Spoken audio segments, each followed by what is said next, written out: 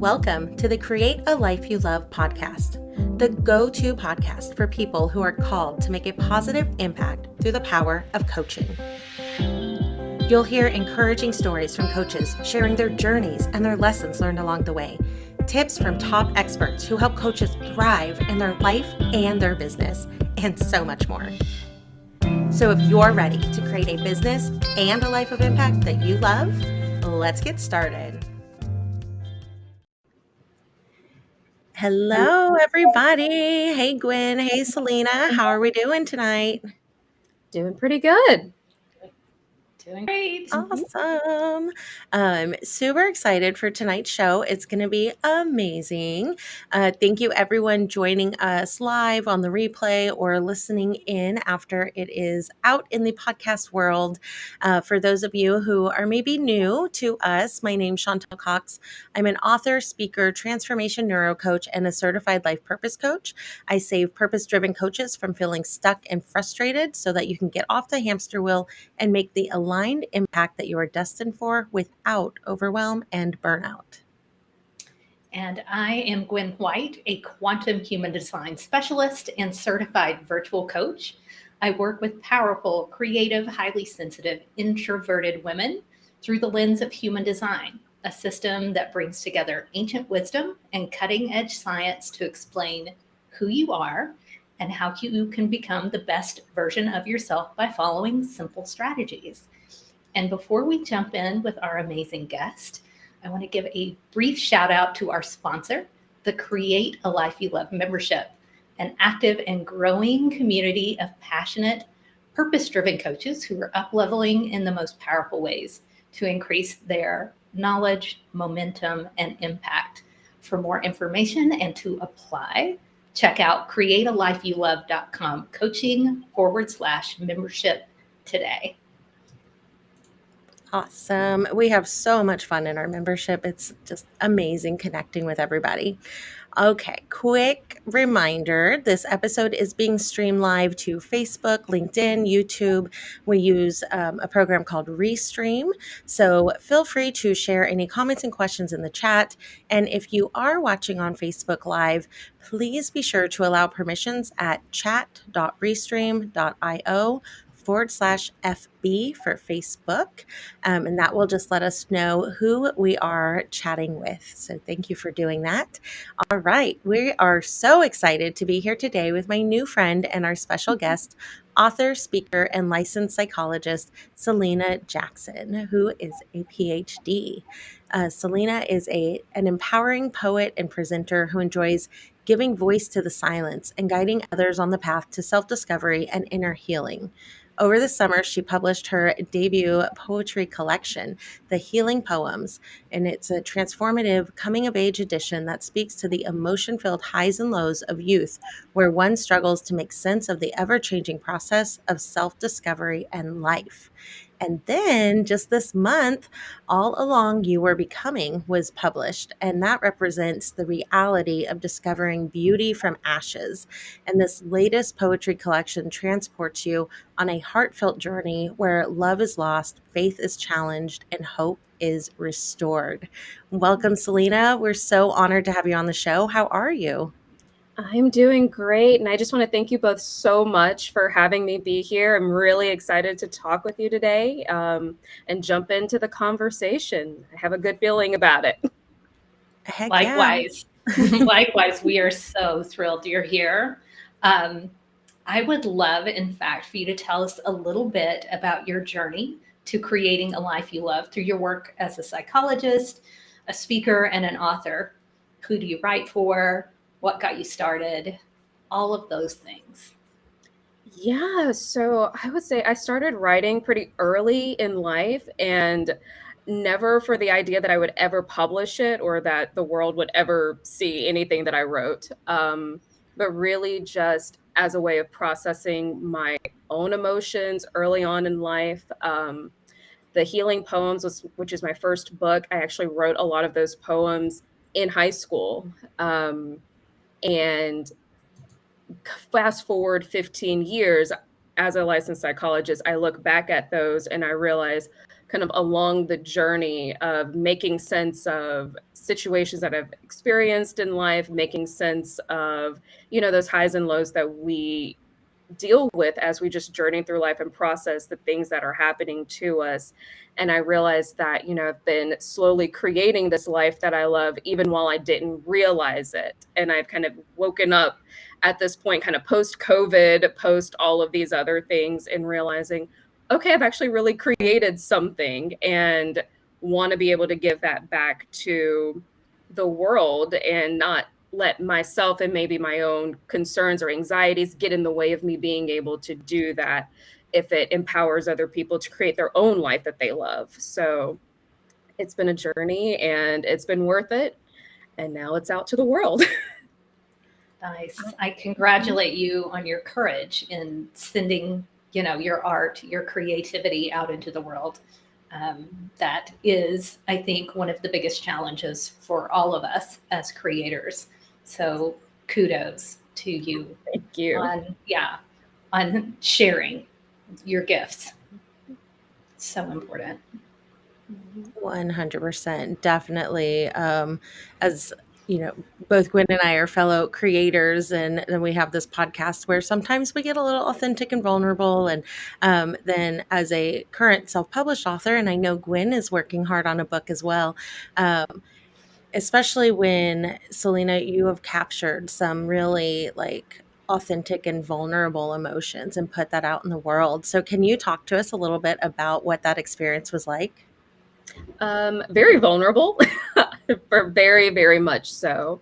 I know I probably wrestled with whether or not I was going to put it out into the world for probably about 2 years, because it was, a lot of very deep personal words that really felt well, that I really felt protective over and, wanted to keep it safe, not really sure how it was gonna be received by the world. And so I really had to sit with, okay, do I keep what worked for me to myself, or do I lean into that discomfort? And if it impacts one person for the good, then I've succeeded. Mm. So I just kind of went with that and said, if one person gets something out of it, then that is what I'm here for. Um, it's still a little nerve-wracking, I'm not gonna lie. Um, I would like to say it's getting easier, but it's just getting less challenging in the process. That's Mhm. awesome to have the awareness of that growth within yourself and the expansion of your comfort zone. Very exciting. Any Exactly. tips for our listeners that may be working on a book or sitting on one that's done, but are really scared to hit that publish button Yes. because of that fear? Yes, I think one, being honest with yourself about what worries you, because it's easy to just avoid the uncomfortable feelings about putting it out there. Um, I would also say tell people that you trust that you're actually sitting on it, because I have one friend who knew that I wrote for many, many years, and she was always in the back of my head going, "You should publish that. You should publish that." And I happened to mention it to other people that are in my life now, and they were saying, "Oh, you should publish that. I would buy it. I would read it." Just having people to maybe hold you accountable, but to also just be that supportive person for you, I think is really, really helpful. And then I love the saying, feel the fear and do it anyway. Ooh, Do it scared, do it concerned, do it worried, just kind of own that you're nervous and you don't know what's going to happen and do it anyway. If you need someone to look over it, edit it, do all of those kind of things, and then hit the button and then just see what happens. absolutely. Oh, great advice. It is totally. And I love that you shared with your own network first, your Mhm. own circle. I think so many of us think that we're going to be off putting sharing with those we know, we've like we're pressuring them, but they are our first champions. And so you talked about kind of holding back your gifts, with the people that know and love and trust you already. Why not?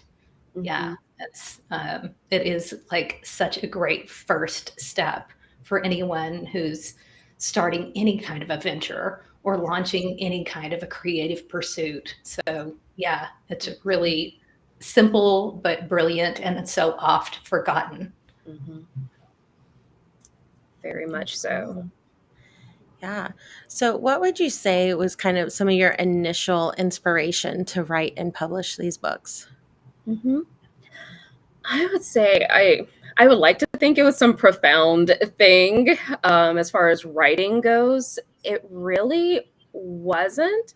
It was something I think I saw on TV that, like, some character in a show was writing, and I saw it pretty early on in life, and for whatever reason, it really connected with me.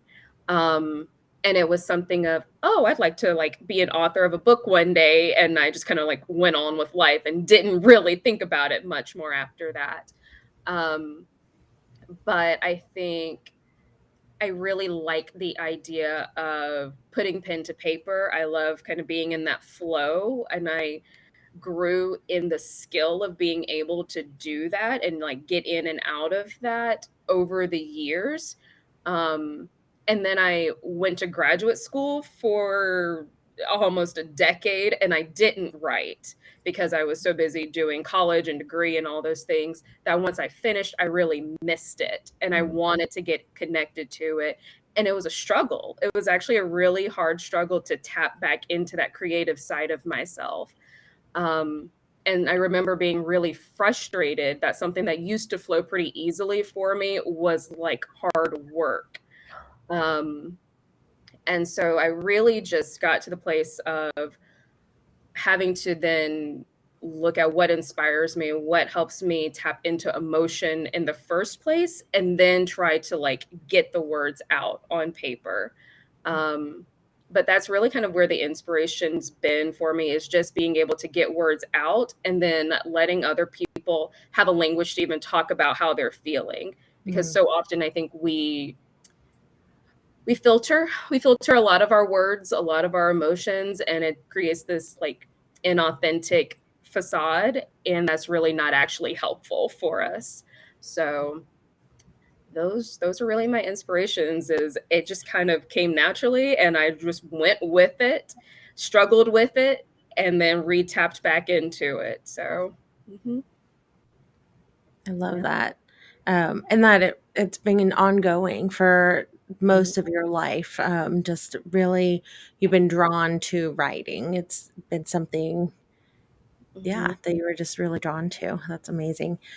So I do want to share. You have some watchers, live watchers. Abigail Mather says, "Woohoo, Selena Jackson," and Thanks, Abby. and Janine says, "The writing isn't my struggle; it's sharing and promoting what I wrote." Mhm. There we go. Yep. Um, Exactly.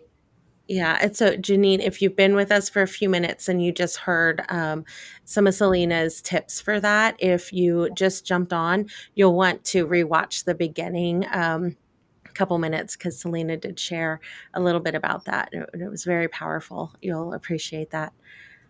Absolutely. It's so interesting how it seems to be a common theme with a lot of the creatives that I know and work with, or in some cases live with. My husband is a highly creative person, but yeah, that those periods of time where you're pulled away from that pursuit for whatever reason, whether you're just go through a period where you're not inspired, or in your case where you were focused on essentially another goal, another achievement, and then getting back into it, and the frustration, the struggles that, yeah, ensue. And it's like, how in the world does something like that become so elusive? Mhm. And so for you to really dedicate and commit yourself or recommit yourself is I think even that much more admirable, because it is so easy to let those creative pursuits just go. And, I think particularly in our culture, in our society, we're not necessarily terribly supportive of the creative arts, writing, poetry, even though some of our biggest heroes are actually creative people. By and large, we don't support those pursuits. So I'm really just in deep admiration for you for getting back to it and really, getting it all back out there and pulling stuff that you had written from the past and essentially sharing those formative pieces. Um, Again, yeah, like most writers would probably be mortified to do something like that. To really bear that part of their soul that's so young and, you know, maybe feels so inexperienced. Really cool. Um, One thing, kind of a theme I've noticed about your work is its connection to mental health.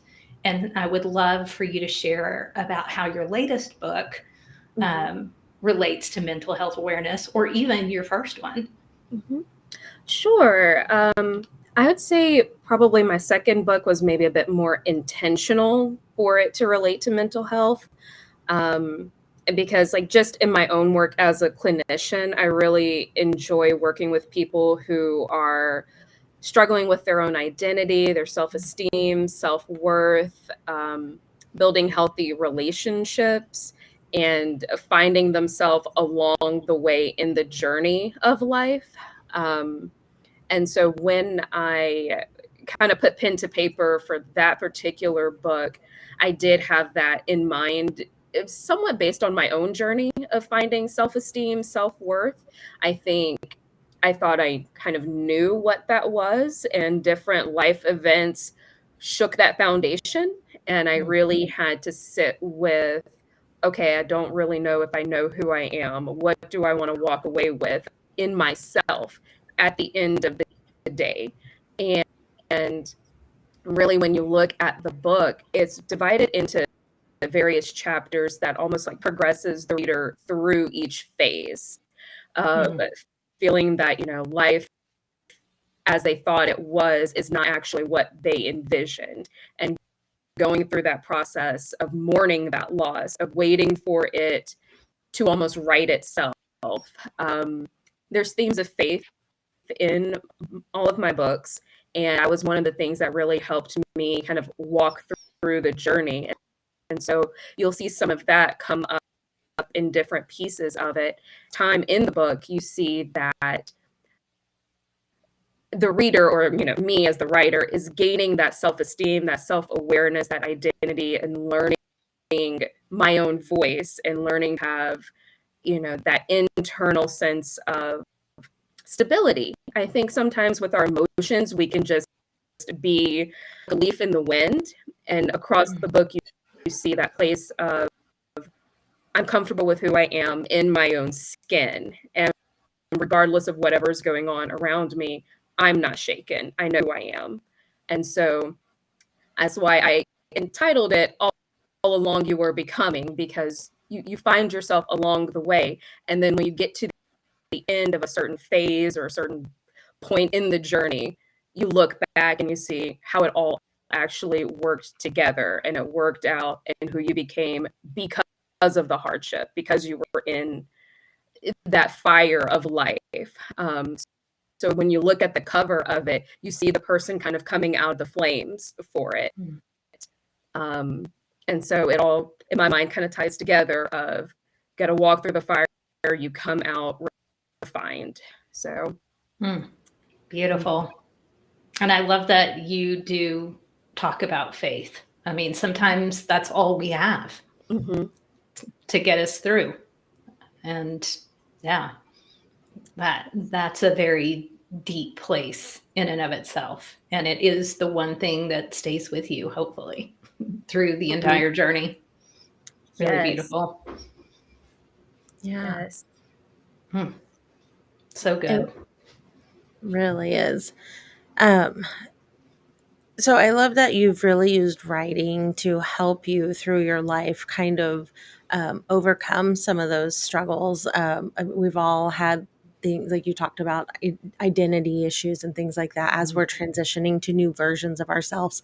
I know that's a big thing. And so, how do you feel that writing could really benefit people that are facing some type of challenge, whether it's mental health challenges or wherever they're at? Oh, yeah. As a therapist, I usually give my clients some writing homework at least a few times during our therapy together, if not repeatedly. Um, I think it's really helpful to just slow down that internal process of the emotions, because if sometimes it feels like, our emotions can be going 90 miles an hour. We're upset, we're anxious, life is happening, and it's hard for us to make sense of like that tornado that's happening inside. And what writing does is it makes you slow down and you have to organize your thoughts on what you want to actually say, which means you now have to think about them one at a time Hmm. for it. And it lets people start to tease apart, how do I really feel about something, and gain that self-awareness, or I realize I don't have the words to say what I'm actually feeling. And when I have clients who say that to me, I just say, that's okay, write that down. Write down, I don't even really know what to say, but here I am doing it anyway. This is the situation I'm writing about. Start there. Um, Hmm. I think writing for processing emotions is a skill that we don't necessarily always feel like it comes natural to us, especially if we're just not a writer in general. But I mean, there's research out there that shows that it helps reduce stress, it helps reduce the anxiety, it helps express gratitude if someone's experiencing depression. It lets them get out of the emotional whirlwind that could be inside and actually have something that they can even look back on later in life and see, okay, I was there in 2019. I'm not there in 2022. I've come this far. And I think it's a really wonderful tool. And even once someone writes it, to have them go back and read it out loud to another person, like their therapist. One, it's very vulnerable, and you actually have to now process out loud to another person. And two, there's something about the kind of brain vocal connection where being able to say it instead of just thinking it allows you to process it even more deeply. Um, and so I love giving my clients writing assignments. They will even sometimes write, yes, Dr. Jackson told me to write, and so I'm writing. Here I am. And I'm like, that's okay too. I don't care. It's fine. I'm curious, when you write, you talk about putting pen to paper. Mhm. Do you encourage those who pick up a writing practice, or the people you work with through your practice, to write by hand, or do you just encourage them to write however they write? Mhm. Yeah, I usually encourage them if they're physically able to write by hand. I've noticed where people slow down and they're less distracted if they're writing by hand. They get to put their phone away. They're not getting text messages in the middle of it, all of those other kind of technological things. Mhm. And they're more likely to keep a journal and kind of keep up with it over time than it was in my phone, it was in the notes section, I lost it, whatever happened.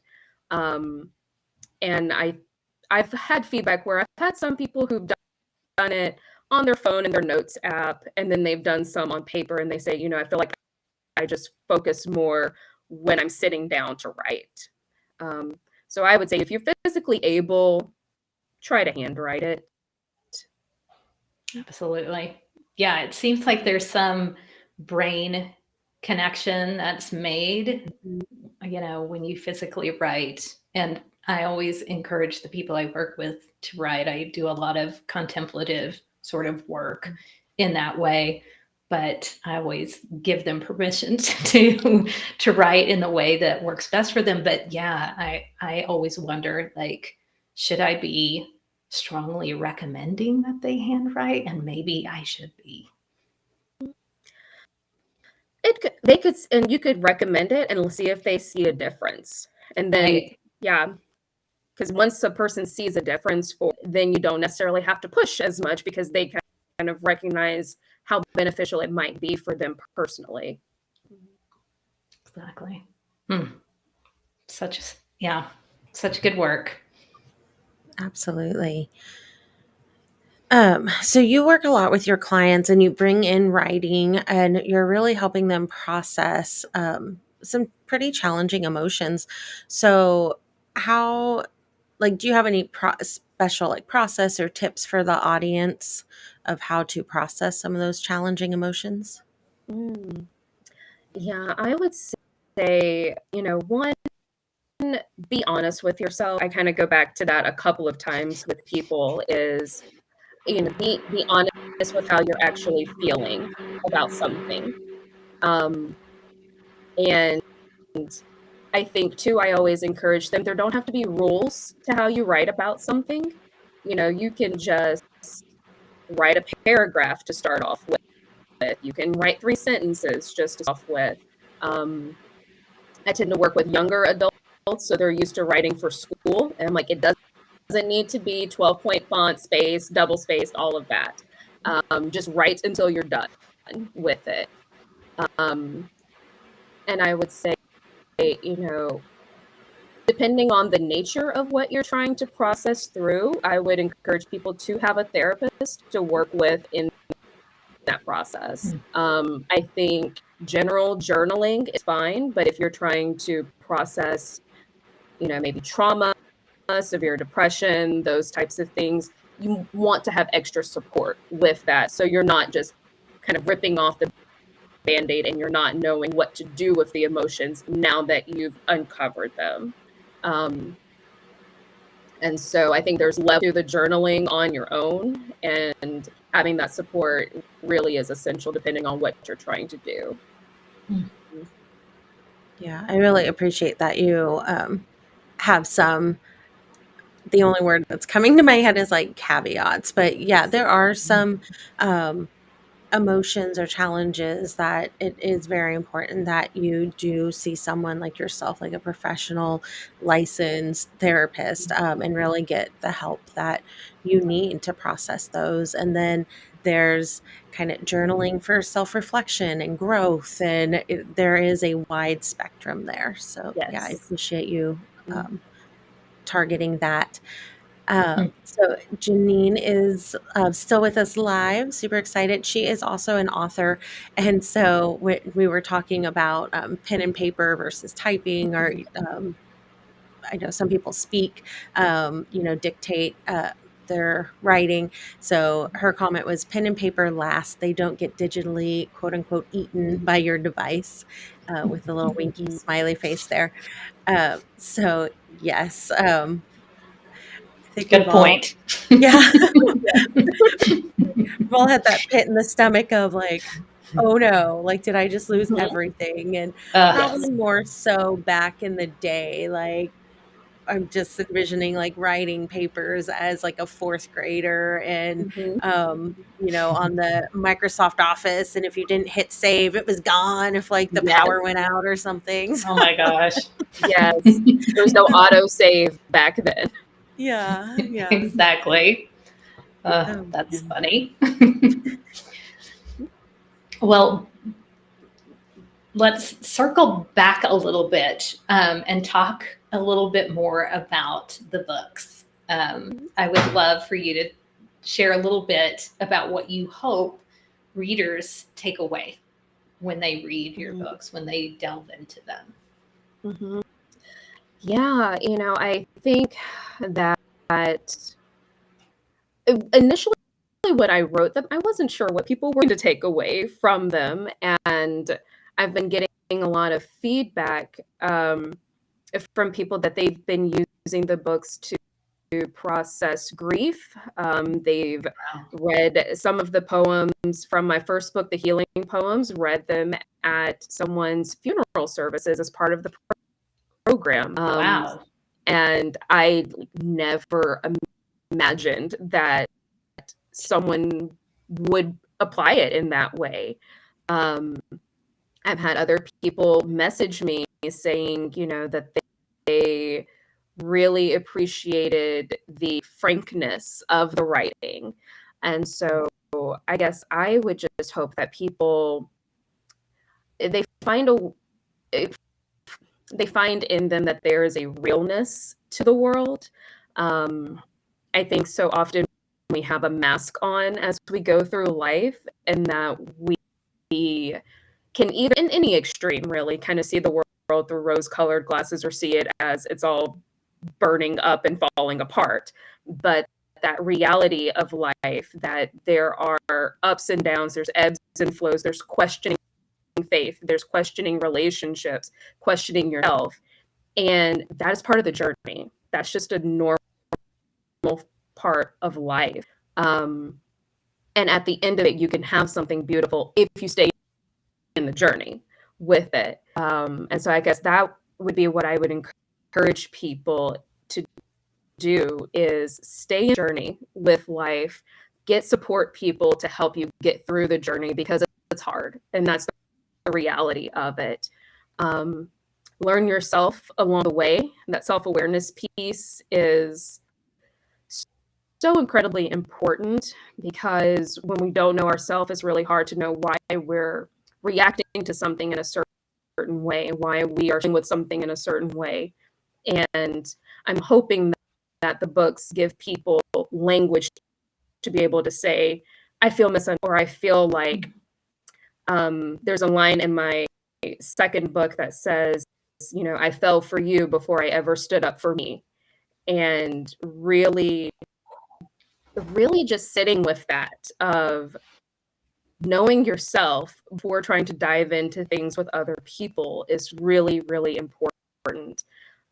So I hope people take that away, that they grow, that they learn themselves, they find self-love, they find, reconciliation with their faith, and that life is a journey. It's a process every day. Indeed. Indeed. Wow. Um, I mean, what powerful feedback you're getting already from the people who are enjoying these books that you've put out. I mean, like, how amazing to find that someone is, sharing these at a funeral. Like, what a tribute. Mm-hmm. And, but yeah, for the living, they really are here for the living. And yeah, they can help people understand, that the things they consider mistakes in their lives are just a part of their lives, and they don't have to be stumbling blocks. They can just be learning opportunities to build upon. Yes, definitely. Yeah. So writing for fun and journaling versus like writing and coming up with a product that's ready to be put out in the world, and having that amount of dedication and discipline to do not one but two books, and go on to big degrees, PhDs. I mean, all these things are things that lots of people in the world talk about, but don't necessarily do, because it takes that level of discipline. So I'd love to hear, like, do you have any habits that you incorporate that really set yourself up for success while accomplishing these very big goals? Mm-hmm. Yeah, I would say they're probably very simple.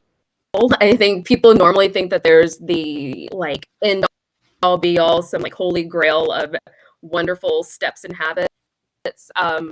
I always tell people, especially when like doing a PhD, you're doing something that takes years, is half of the battle is deciding to show up. is that 50% of the battle is just showing up every day, because it's so easy to want to avoid doing it or finding excuses. Um, so that's the biggest thing is show up. And once you're there, you're more likely to do something in comparison to not being there. Um, Other things, just as a professional, I use my PTO. I take vacation. Um, I'm one of the few people where I don't max it out at the very end of the year. I don't have a huge pot left. I have enough to get through if I need an emergency amount of time. But I use that time sometimes to just either do a staycation at home where I just clean and I get my life in order and I have appointments for myself or things like that. Or I travel. I like to travel a lot and I just kind of fly around the country in my free time. But I think the key to that is just finding those things that help you take care of yourself when you're doing something that requires you to show up every single day. And in whatever it is that you're doing, you might be showing up every day for other people. It's not necessarily for yourself. And so if you're giving and giving, it's really hard to give out of an empty cup. So finding those things that help you feel human again.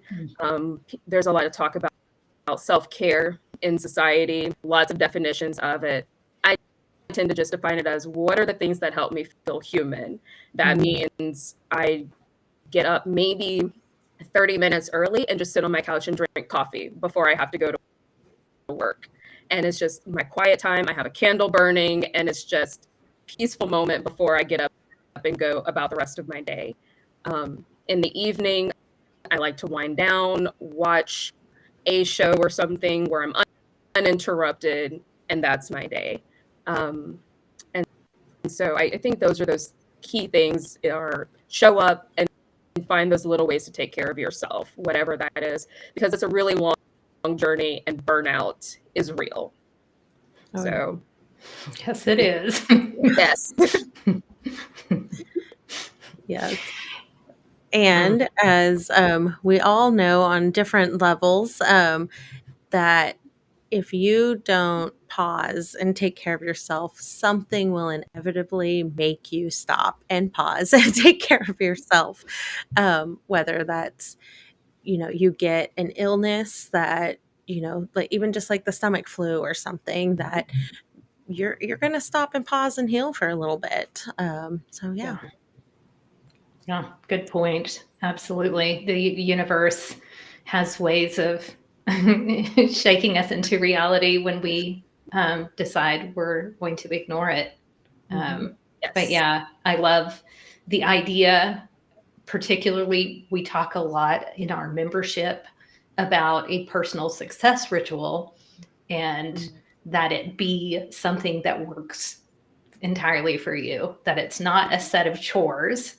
It's, some things that you do that ground you and prepare you and that feel nurturing, but that you can do on a dedicated, consistent basis and that feel good to do over time. And I love the idea of just grabbing your hot cup of coffee and chilling on the couch with a candle burning. I think that's a really beautiful kind of meditative practice and it feels very nurturing.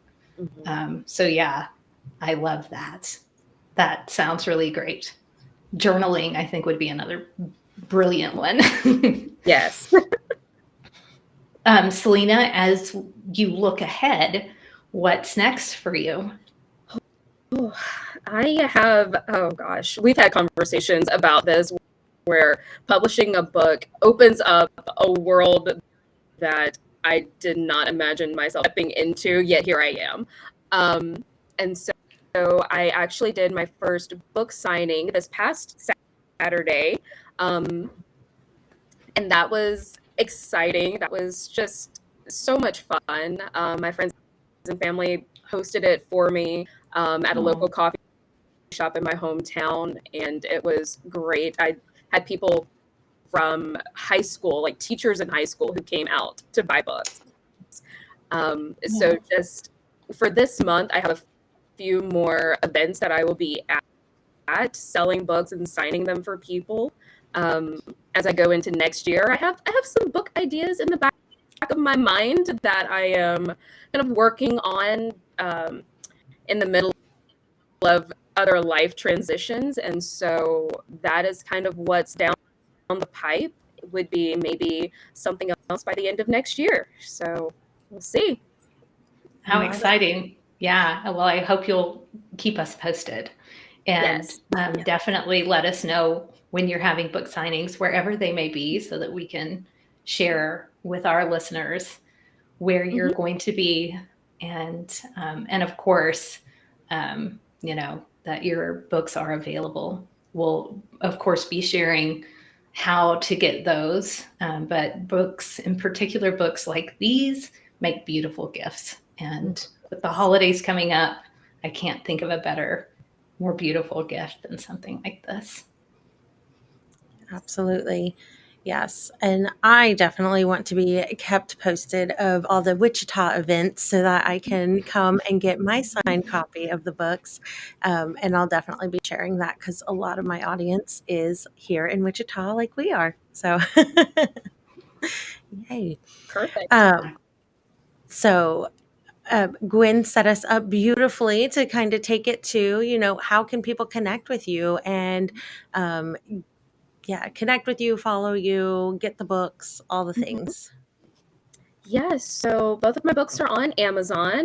Um, so you can order from there. And as far as social media, I have an Instagram page that you can are welcome to follow. I update it periodically with new content. And I think those are probably the best ways to connect with me so far. I started a website, which it was all part of this new venture that I've taken in life. So it is live as well, journey to hopeandhealing.net. There are links to my books on there. There's links to resources I'm developing that are on there. Um, and so I hope people reach out and take a look at my Instagram and take a look at some of the previous content, some of the newer content that's coming out recently. So, yes, please feel free to follow me on there and message if you'd like. I love it. So, also on your new beautiful website, you have a freebie, a tip sheet. Tell us a little bit about that. Yeah, so I created a Tips to Hope and Healing sheet on my website. It kind of walks through a fair amount of the key points we've talked about today on just, what are some of those quick things that you can do to help work through the healing process for yourself. So I encourage people to take a look at those. There's 4 tips on there. Um, and again, just take a look at the resources. I hope they're encouraging for you. Share them with others that you feel like they might benefit from them. Because life is hard and it's hard to do it alone, and we don't know everything. So it is there for your resource. I love it. So, everyone, definitely be sure to go connect with Selena, check out her books, and get the free tip sheet. Absolutely. We'll be sharing, of course, all of those links in the show notes. So as you're checking out this episode on your podcasting platform, you'll easily be able to find Selena, her books on Amazon, her website, her tip sheet, and her Instagram. So by all means, go find her. And we would love to know what your takeaways were for today. What value did you receive from this episode? Please share it with someone that you think would benefit. And we would also ask that you please leave a podcast review at ratethispodcast.com. We deeply appreciate your feedback and your support. So please check out ratethispodcast.com/CALYL and drop us a quick rating. you can do that quickly and easily from your mobile device. Yeah. And as a quick reminder, we are in the last few days of our holiday sale where you can join the Create a Life You Love membership for 50% off of your first month. And again, the membership has three current masterclass series going on.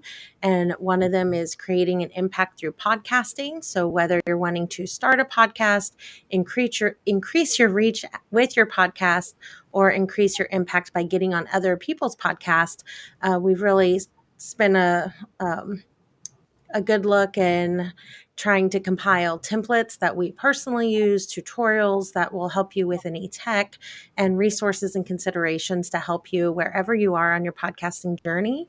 And then when this series wraps up, due to member request, we are actually going to be moving into creating an impact through self-publishing.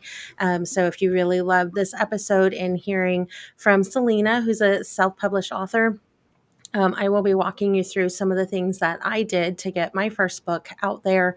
And so that if that is a way that you would like to spread your message, you'll want to come join us for that.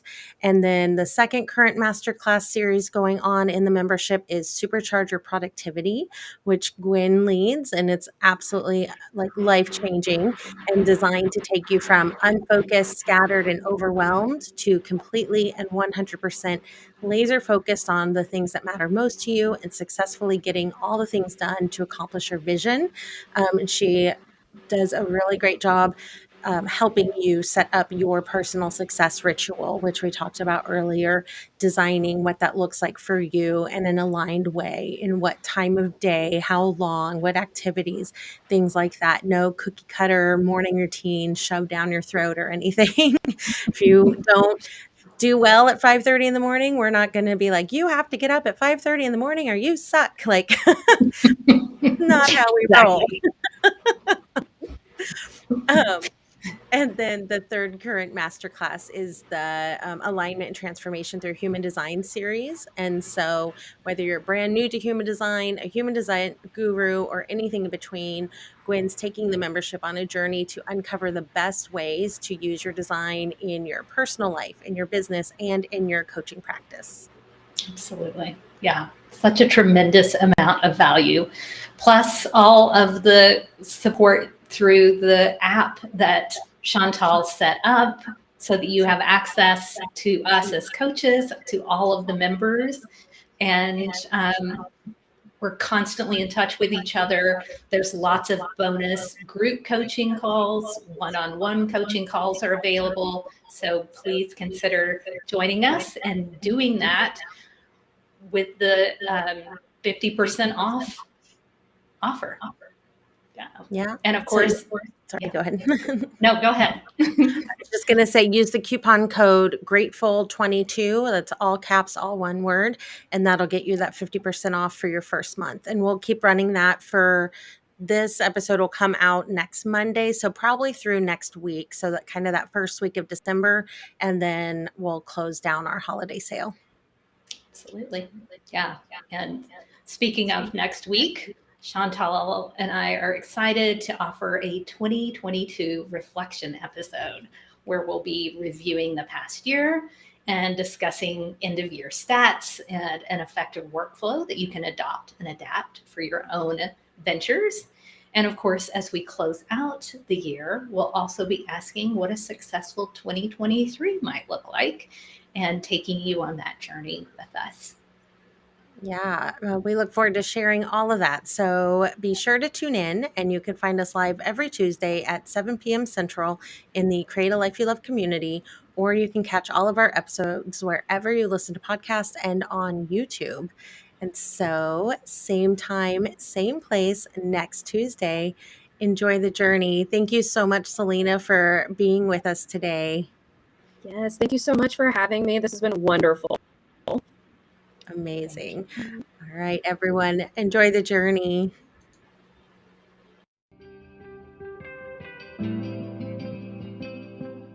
Thank you for listening to the Create a Life You Love podcast. We would love to hear from you about your biggest takeaways. Share them with us on Facebook or Instagram at Create a Life You Love Coaching. If you you loved this episode, be sure to subscribe, rate, and leave a review. It's very much appreciated. If you're ready to build aligned and sustainable momentum without overwhelm and burnout, we invite you to apply for the Create a Life You Love membership on our website, createalifeyoulovecoaching.com/membership. That's it for now. Enjoy the journey.